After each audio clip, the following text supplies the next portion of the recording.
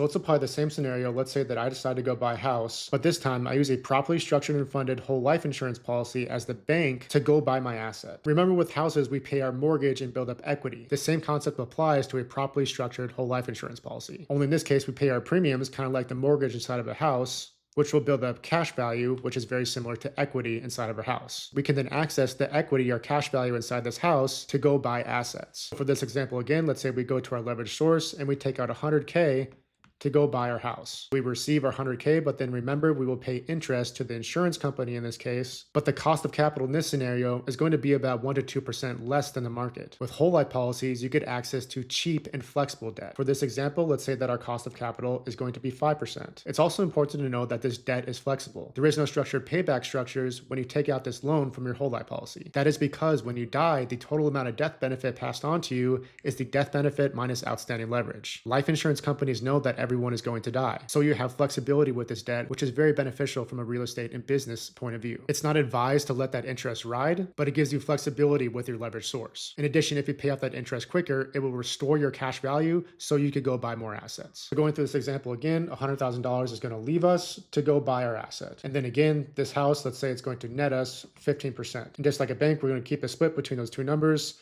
from our gain and the cost of capital. Just like a bank and just like a HELOC, we are leveraging money to make money. We are applying leverage. We're using other people's money, this time life insurance company money, to go buy assets. But here's the critical thing with a properly structured whole life policy. When you apply leverage from your whole life policy, your money remains intact and continues to grow tax-free, even though you apply leverage out. For this example, let's say that I had $200,000 in my life insurance policy. And remember, we took out 100K from our policy to go buy our asset. For this scenario, we would continue to gain interest and dividends tax-free at 200K. We are applying leverage. We are using life insurance company money to go buy our asset while our money remains intact and continues to grow tax-free inside of our whole life policy. Remember, banks are in the business of lending money to make money. You could do the same thing. Hypothetically, it doesn't matter where your capital comes from. It just so happens that a properly structured and properly funded whole life insurance policy is one of the best vehicles you could use to apply the process of becoming a banker.